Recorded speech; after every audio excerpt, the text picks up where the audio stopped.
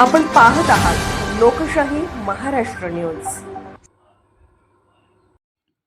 शेगाव जिल्हा परिषद गटात काँग्रेसचे उमेदवार माननीय परशुराम सांगोलकर यांची प्रचार कार्यालयात मजबूत कार्यकर्त्यांची फळी व प्रशासनाचा असणारा अनुभव यावर शेगाव मतदारसंघात विजयश्री खेचून आणणं सहज शक्य। माननीय श्री दत्तात्रय निकम माजी उपसरपंच शेगाव यांचा ठाम विश्वास।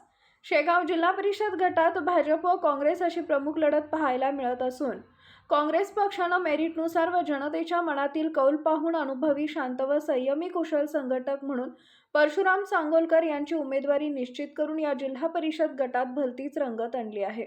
महाविकास आघाडीच्या एकदिलाच्या भूमिकेनं मिळणारा प्रतिसाद पाहता शेगाव जिल्हा परिषद गटात परशुराम सांगोलकर जिल्हा परिषद सदस्य म्हणून तर शेगाव पंचायत समितीचे उमेदवार माननीय साहेबराव शिंदे तथा कोसारी पंचायत समिती गणाचे उमेदवार दीपाली सतीश चव्हाण हे तीनही उमेदवार जिल्हा परिषद व पंचायत समितीच्या पवित्र सभागृहात जाऊन सर्वसामान्य जनतेच्या न्याय हक्कासाठी बुलंद आवाज उठवतील असा विश्वास शेगाव ग्रामपंचायतचे माजी उपसरपंच माननीय दत्तात्रय निकम यांनी लोकशाही महाराष्ट्र न्यूजशी बोलताना व्यक्त केला।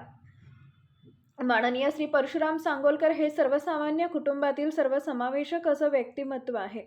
उच्च विद्या विभूषित म्हणून कृषी क्षेत्रातील BSc ॲग्रीचं शिक्षण घेऊन व्यवसायाच्या माध्यमातून या मातीशी नाळ जोडली आहे।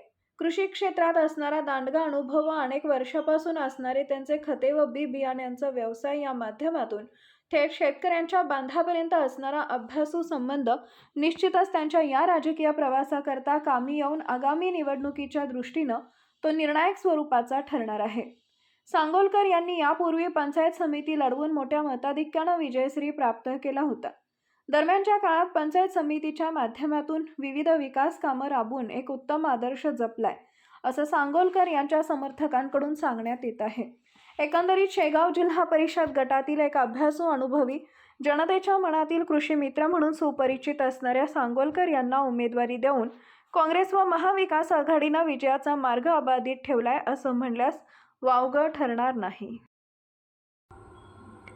लोकशाही महाराष्ट्र न्यूज चॅनलला लाईक करा, शेअर करा आणि सबस्क्राईब करा।